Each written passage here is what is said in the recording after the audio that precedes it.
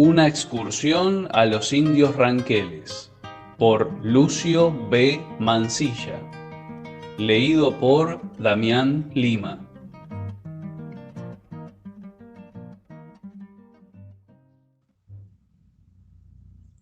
Capítulo 1. Dedicatoria. Aspiraciones de un tourist. Los gustos con el tiempo. ¿Por qué se pelea un padre con un hijo? ¿Quiénes son los ranqueles? Un tratado internacional con los indios.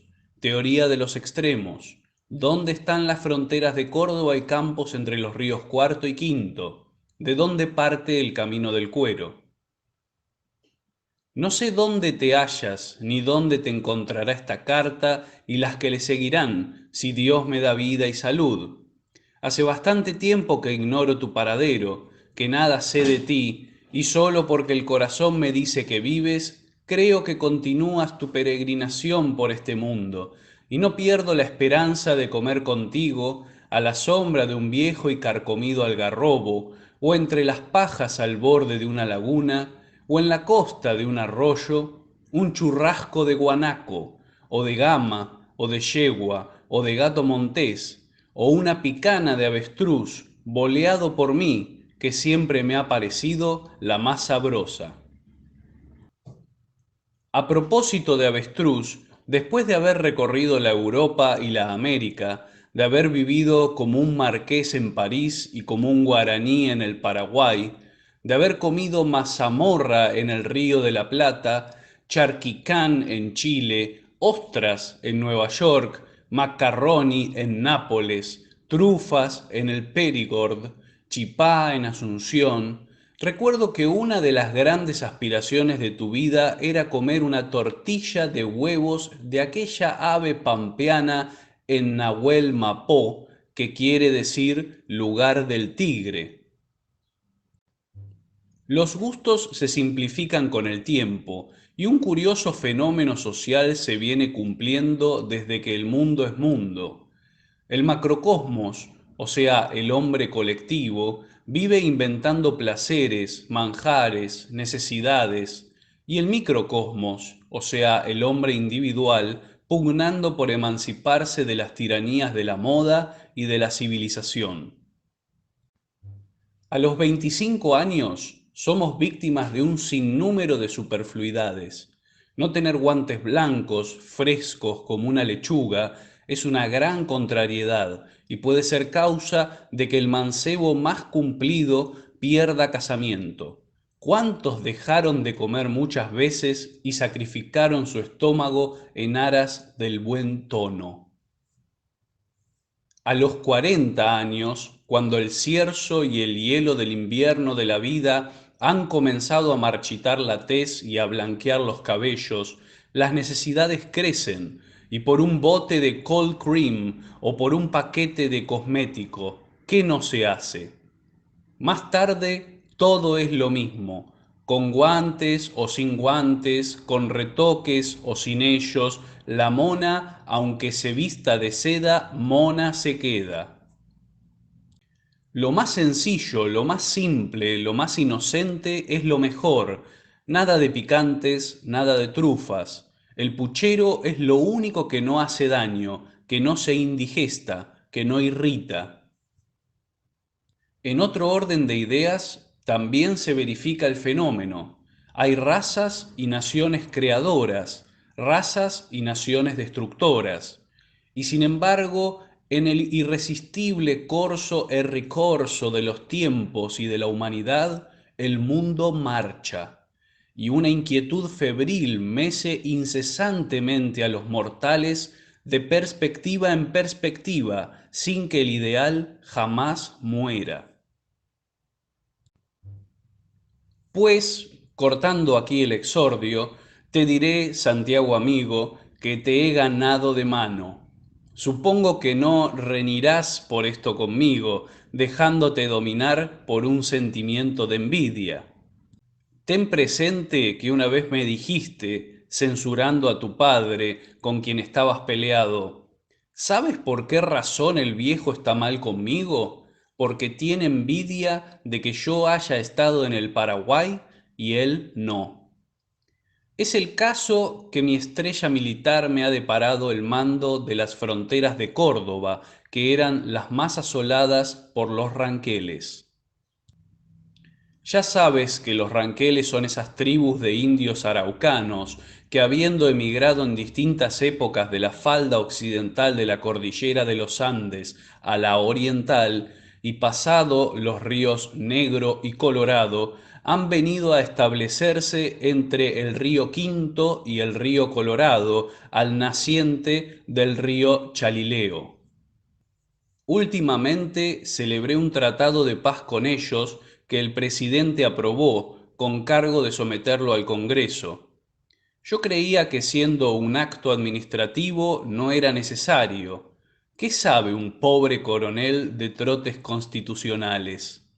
Aprobado el tratado de esa forma, surgieron ciertas dificultades relativas a su ejecución inmediata. Esta circunstancia por un lado, por otro cierta inclinación a las correrías azarosas y lejanas, el deseo de ver con mis propios ojos ese mundo que llaman tierra adentro, para estudiar sus usos y costumbres, sus necesidades, sus ideas, su religión, su lengua, e inspeccionar yo mismo el terreno por donde alguna vez quizás tendrán que marchar las fuerzas que están bajo mis órdenes. He ahí lo que me decidió no a mucho y contra el torrente de algunos hombres que se decían conocedores de los indios, a penetrar hasta sus tolderías y a comer primero que tú en Nahuel Mapó una tortilla de huevo de avestruz. Nuestro inolvidable amigo Emilio Quevedo solía decirme cuando vivíamos juntos en el Paraguay, vistiendo el ligero traje de los criollos e imitándolos en cuanto nos lo permitían nuestra sencillez y facultades imitativas: Lucio, después de París, la Asunción.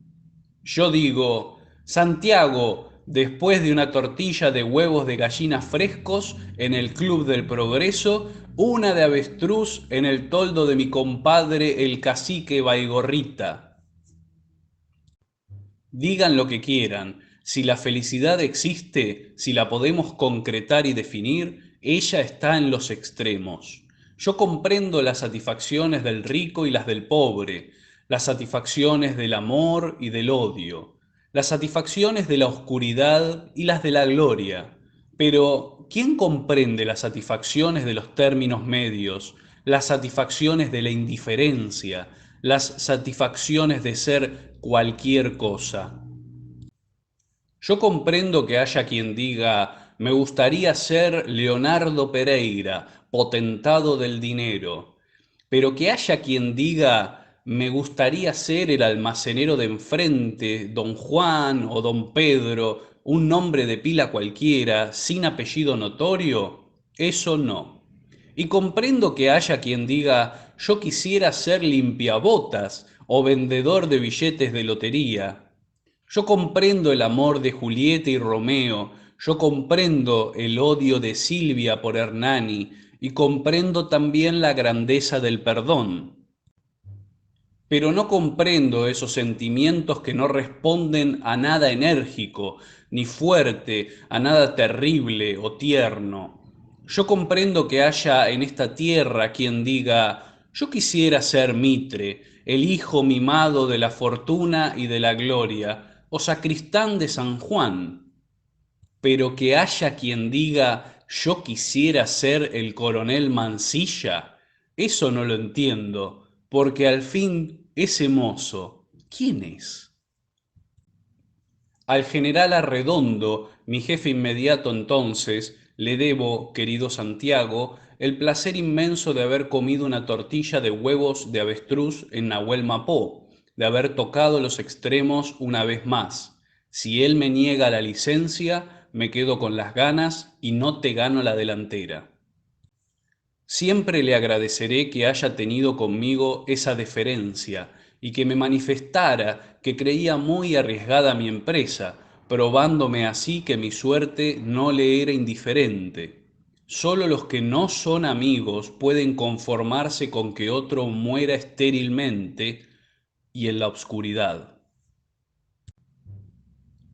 La nueva línea de fronteras de la provincia de Córdoba no está ya donde tú la dejaste cuando pasaste para San Luis, en donde tuviste la fortuna de conocer a aquel tipo que te decía un día en el morro: yo no deseo, señor don Santiago, visitar la Europa por conocer el Crystal Palace, ni el Buckingham Palace, ni las Tullerías, ni el London Tunnel, sino por ver ese septentrión. Está la nueva línea sobre el río Quinto, es decir, que ha avanzado 25 leguas y que al fin se puede cruzar del río Cuarto a Achiras sin hacer testamento y confesarse. Muchos miles de leguas cuadradas se han conquistado. Qué hermosos campos para cría de ganados son los que se hallan encerrados entre el río Cuarto y río Quinto. La cebadilla, el porotillo, el trébol, la gramilla, crecen frescos y frondosos entre el pasto fuerte. Grandes cañadas como la del Gato, arroyos caudalosos y de largo curso como Santa Catalina y San Pacho, lagunas inagotables y profundas como Chemeco, Tarapendá y Santo Tomé, constituyen una fuente de riqueza de inestimable valor. Tengo en borrador el croquis topográfico levantado por mí de ese territorio inmenso, desierto, que convida a la labor, y no tardaré en publicarlo, ofreciéndoselo con una memoria a la industria rural. Más de 6.000 leguas he galopado en año y medio para conocerlo y estudiarlo. No hay un arroyo, no hay un manantial, no hay una laguna, no hay un monte, no hay un médano donde no haya estado personalmente para determinar yo mismo su posición aproximada y hacerme vaquiano, comprendiendo que el primer deber de un soldado es conocer palmo a palmo el terreno donde algún día ha de tener necesidad de operar. ¿Puede haber papel más triste que el de un jefe con responsabilidad librado a un pobre paisano que lo guiará bien, pero que no le sugerirá pensamiento estratégico alguno? La nueva frontera de Córdoba comienza en la raya de San Luis, casi en el meridiano que pasa por Achiras, situado en los últimos dobleces de la sierra, y costeando el río Quinto se prolonga hasta la Ramada Nueva, llamada así por mí, y por los ranqueles Trapalcó, que quiere decir agua de Totora. Trapal es Totora y Co agua. La ramada nueva son los desagües del río Quinto, vulgarmente denominados la Amarga. De la ramada nueva y buscando la derecha de la frontera sur de Santa Fe, sigue la línea por la laguna número 7, llamada así por los cristianos, y por los ranqueles Potalauquén, es decir, Laguna Grande. Potá es grande y Lauquén, laguna. Siguiendo el juicioso plan de los españoles, yo establecí esta frontera colocando los fuertes principales en la banda sur del río Quinto.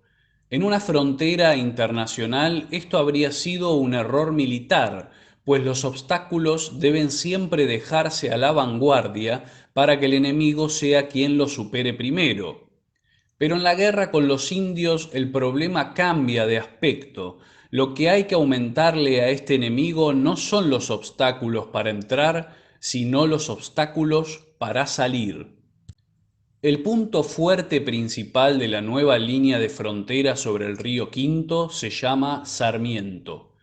De allí arranca el camino que por Laguna del Cuero, famosa para los cristianos, conduce a Leubucó, centro de las tolderías ranquelinas.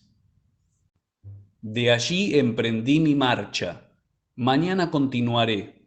Hoy he perdido tiempo en ciertos detalles creyendo que para ti no carecerían de interés. Si al público a quien le estoy mostrando mi carta le sucediese lo mismo, Me podría acostar a dormir tranquilo y contento como un colegial que ha estudiado bien su lección y la sabe. ¿Cómo saberlo? Tantas veces creemos hacer reír con un chiste y el auditorio no hace ni un gesto. Por eso, toda la sabiduría humana está encerrada en la inscripción del templo de Delfos.